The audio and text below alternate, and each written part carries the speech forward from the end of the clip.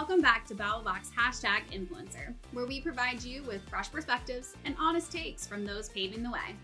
On this week's episode of #Influencer, we are celebrating Women's History Month with a special guest. BattleBox founder and host Sherry Langbert sits down with Stephanie Harris, owner and CEO of PartnerCentric, the largest women's-owned performance marketing agency in the U.S. Tune in now to get the inside scoop on trends, best practices, and challenges of affiliate marketing, and advice from the talented veteran in the space. Welcome, Stephanie. Thanks for joining us. Thanks for having me. Well, it's nice to connect with you and see you face to face. I know our paths have crossed many times, so would love to hear about your superpower, because you definitely have one, and how that helped you start like your whole career and building PartnerCentric. Yeah, great question. So I think that we, ladies of the world, like definitely second guess ourselves a lot. And I think my superpower is just like following my instincts and, betting on myself in all situations. Like I just feel that we all put our pants on one leg at a time. We're all trying to figure it out. There's never a stupid question I can ask. And, that I can, navigate this world with the, common sense that, I see everyone else use and it will be okay. So I think that has really allowed me to take chances and take risks and, just take the bull by the horns, You've built something pretty amazing. What's the origin story with PartnerCentric? Like, how did you get involved in the business? How did you start out in affiliate marketing? Tell us a little bit more about that. Okay, so if everyone that's an affiliate, and probably everyone that's also an influencer at this point, I think many people fall into it sort of by happenstance.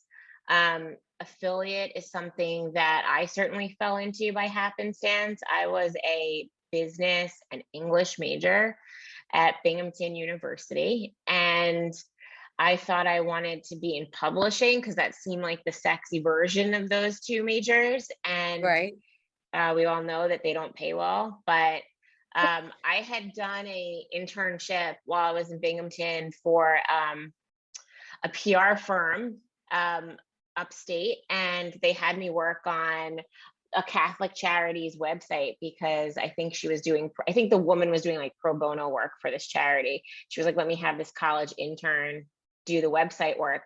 So I developed like an online portfolio. And so when I applied for internships at Scholastic Inc. and other publishing houses for the summer, I submitted this online portfolio and they put me into what they called the software group at Scholastic for a summer internship because I had this website experience. And the person who I was paired up with in their department, she was launching the first affiliate program for Scholastic. This was like 2000, 2001. So like very beginning of affiliate. I'm just going to stop so everyone knows, because I was on the tech side and you would pretty much be the only woman in a room. Yes. There was no women in any room. Yeah. Yes. And well, my like boss, I'm putting it in quote fingers if you guys can see it, was also a woman, and I'm still very close with her today. And she was a great mentor. She actually became a client of PartnerCentric years and years and years later of mine. But she was like, listen, launch the affiliate programs for Scholastic Teacher Store. They had a few other properties. We don't really know what we're doing with this stuff, but see what you can do this summer with it. And I loved it. I did a great job with it. Launched on Linkshare, which became Rakuten. And I went back full time after I graduated and continued that work in affiliate. So I fell into it and continued an affiliate from the time I graduated college. So it's just been all I've ever done. The business only ever did affiliate marketing. And I can tell you a little bit about how I came to have this business from being that young Scholastic employee. So I was there for 2 years in-house. I got married. I wanted to find something that could provide me more flexibility. I wanted to work from home. So in 2006, I started working for two brothers, the Shaft brothers, who started an outsourced program management company, which is, a company you hire when you're in-house and you want to run an affiliate effort, but you don't have the headcount to hire someone for it. And so I worked remote for these two brothers, and we built this business that was called Shaft Consulting. There was an acquisition of a business called Partner Centric, so it became Shaft Partner Centric. I ran everything in that business. I took over that business as CEO in 2015. So I spent 9 years. Where did the brothers go? They had decided to step up as like chairman sort of thing, like didn't want to be in day-to-day operations anymore. So I became CEO of that business in 2015, right after I had my third baby. So I had like a 2-week-old and I got this big promotion. I was very excited. And at the end of 2016, after having done that for a year, almost 2 years, I approached them about wanting to, fully buy them out of that business. I felt it was really important for the ownership to be really present. I had ideas about what I wanted to do with that business. And so we completed that acquisition in early 2017, and it became I created a business called Partner Centric Inc. out of those assets. That is unbelievable. Yeah. So it's been 5 years as Partner Centric Inc. Unbelievable. Yeah. Kudos to you.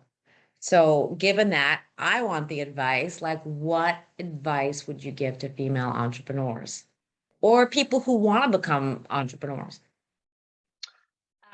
So I would say from the female perspective, I think that I definitely shocked them with approaching them. I was 9 months pregnant with my fourth and final baby. So I don't think people in general think that women are looking to take on things like that or to take those risks or even done their due diligence about what it would take to take those steps. So that conversation was very much like, well, Stephanie, do you know how much money you're going to need? Do you know if you're going to be able to do this? If we do this, you can't go back. Like, you can't just go back to being the CEO if it doesn't work out. Like, where is this, but like I said earlier, I think you got to bet on yourself. And I think all entrepreneurs, women especially, need to come with their I's dotted and their T's crossed. Like, do your due diligence, do your homework before you, take that plunge so that you have the answers for the questions. Or like we were talking about earlier, you ask whatever you don't understand without any apology until you feel comfortable with what you're taking on. I think women apologize. We apologize a lot. Maybe it's because I'm Canadian. I don't know. I'm sorry, but I apologize a lot too. I agree. And I have, I'm raising daughters. I have 3 daughters, and I find that they also do it even at like young ages. And, I'm regularly saying to my oldest, who's in 6th grade, like, you don't have to apologize for the space you're taking up. If she bumps into someone accidentally, I'm sorry, but even if they've bumped into her, it's like you have a right to stand there. Like, someone else bumped into you, you don't have to just apologize for standing there. And I just think that's like the epitome of what we're conditioned to do. Or even if we as entrepreneurs and business leaders, when we are not happy with how something is going, like I just had something this morning where I was not happy with something, and I'm writing out this email, like, I don't want to see this happen again. Like, I started it by saying, I'm sorry to say this, and then I erased it because it's like, even though I still, like, after I sent it, you have whatever feelings you have, like, you don't want to come down on people. You want people to want to do the job, but you also have a standard you want to uphold. And just that balancing act is very difficult. it's so hard. It's so hard because then you also want to be nice to everyone. Like, we're nice girls. Yes. Yeah. So you have this gaggle of kids. How many kids? I have 4. I think a gaggle is 5, and I'm not going Okay. 5, but I have 4. I have 4 kids. I grew up in a house full, like I only have one, but we were 4 Okay. children. And I just, how, we always talk about the work-life balance. That's not what I want to know. What do your kids learn from you? Like, what does it feel like to them to have a mom who's like this amazing CEO of a company and owner of a company? Well, kids don't care. Kids are like the great equalizer. It's like, um, I finished a meeting yesterday at 6:30, and then I have what, we call like second shift. My waitressing duty is in my kitchen with, chicken nuggets, corn, you have to eat your salad, you got to do, the yelling about homework not being done yet, who has to read to me. They're still all, elementary school age. And it's I would say that my kids probably don't want to go into the kind of business I'm in. I think they see it as like mommy's on the phone a lot, or mommy's on Zoom a lot, mommy's talking a lot for what she does, but don't really understand it. But I think what they do see is that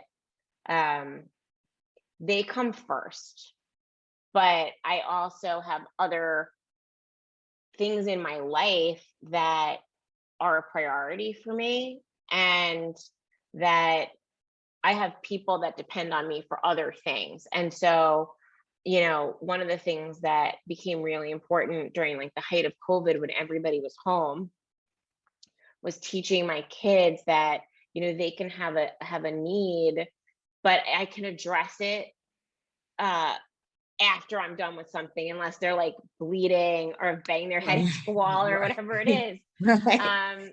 And that taught us both patience, because like I had to be more patient with them, and it was hard for them to share me, once they were home all day long and seeing me through my office door and I wasn't accessible.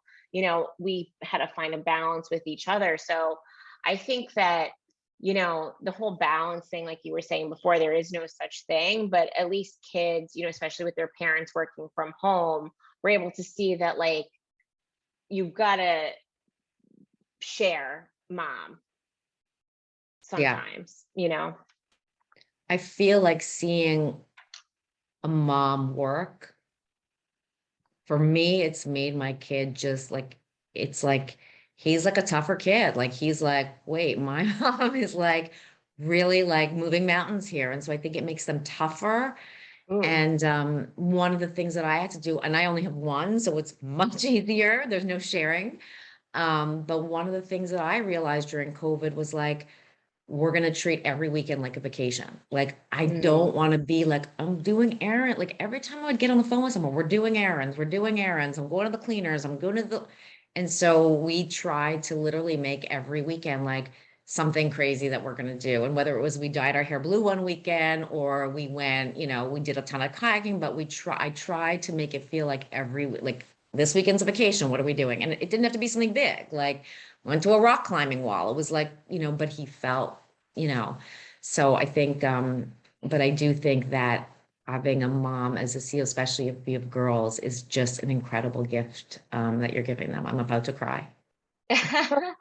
Well, I love that. I love that you were doing that. And I think that, as moms, there are different gender roles, and we all try and have balance with our partners and our spouses, but they come to us. My kids definitely come to me more. I'm more present in the house, even if I'm working, and they come to me for the nurturing and the support and that kind of thing.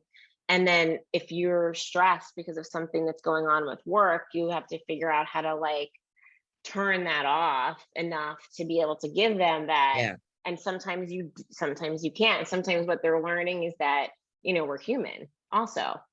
And see, now I could cry because I'm thinking about like, I think my girls especially do definitely talk about what they want to be when they grow up. They want to be a mom, and they want to be a mom who also owns, like my little one wants to own a makeup salon one day. She's very into makeup and whatever. because they think that, you can, quote, do Vote. it all. And my concern for them ultimately is that they see a realistic picture of that. So they don't have like unrealistic expectations of themselves in trying to accomplish all of those things. If they want a family, I think that's wonderful. I want them to do that. I just want them, I think one of the things as women that we really beat ourselves up about is just like not being enough for any one of those things at any given time. Like something always has to give. Yeah. So, Yeah. We could go on for like a whole other hour talking about, yeah, oh, work. for Yeah. sure. So I remember I went to an affiliate summit and it was a little bit frightening for me. Okay. And a lot of, characters in the room. I'm gonna say it was probably 2013, but like, where do you see affiliate, like from when you started in the space? Like, what's been the biggest changes in the space? Is it more respected? Is it because it was like always like the last afterthought and oh, it's shady? And what do you see the biggest changes have been? I think the industry grew up around the coupon and loyalty of it all.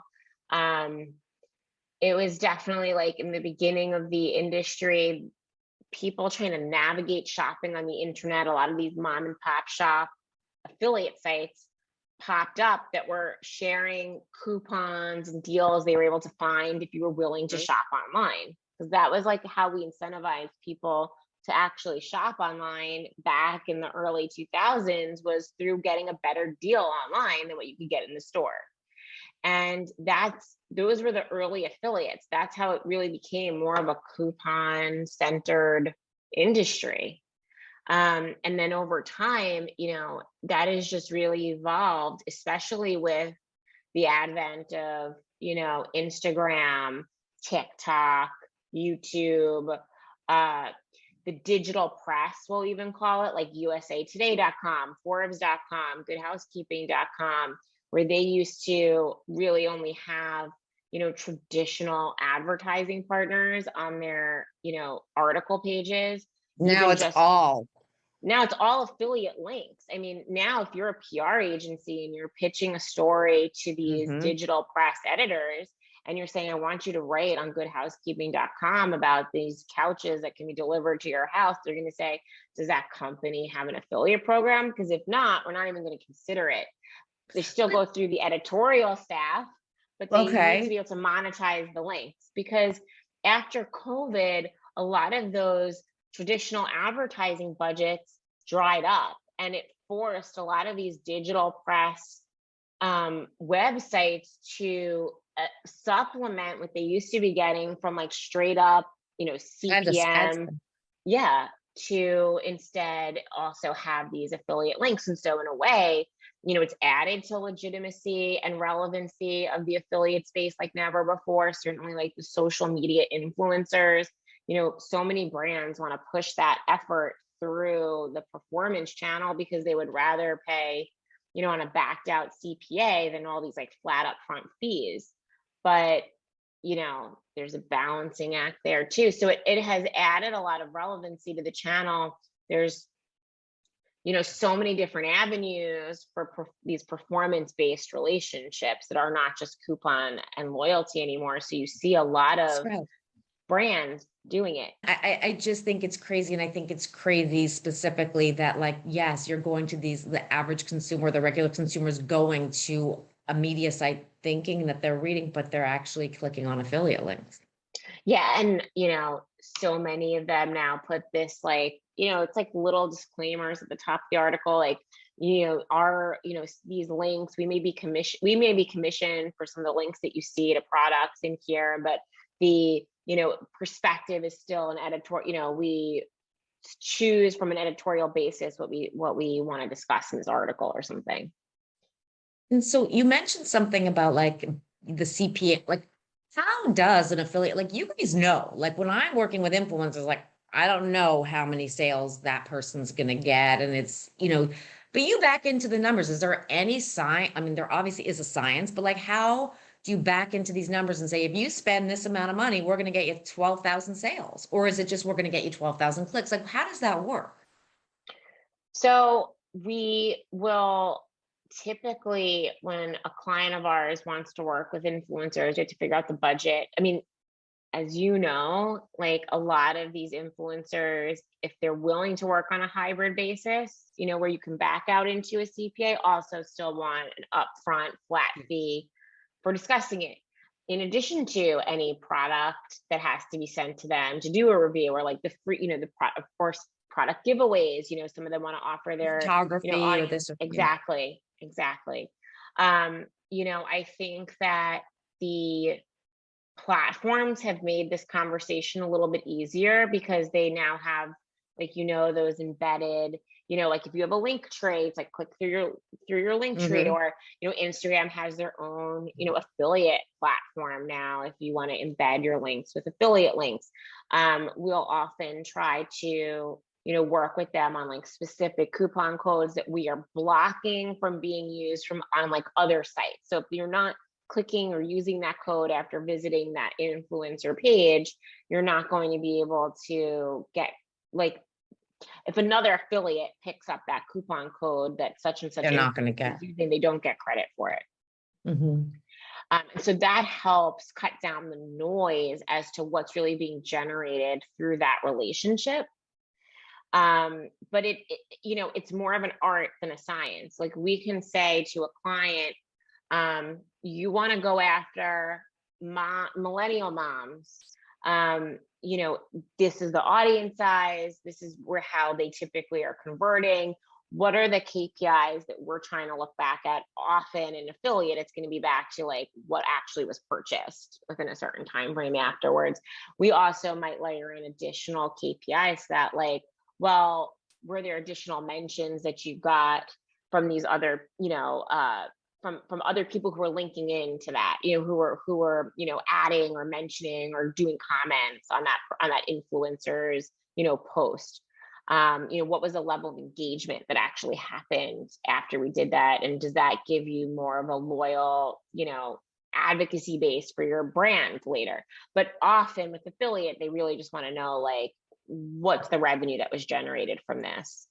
And at the end of the day, like, the higher the flat upfront fee, the more difficult the hurdle is to get a return on that. And so often, if they're not happy with what they see, we are not able to, for that brand, work with that influencer again in the future. Like, it's you can't just say, well, it's for PR sake. Like, it's just to get your name out there. In my world, you can. In your world, you can't. In my world, you can't. But many try to, many businesses try to push that effort through affiliate because they want that accountability. It's just that there's a lot of trial and error in trying to get there. It's very, and there's also no rhyme or reason. They could push one product and they sell a boatload of them, and the next thing they do, it doesn't work. Or one influencer can perform really well, and you think the next one, just like that person who's like a lookalike, is going to perform well, and they don't. Right. 100%.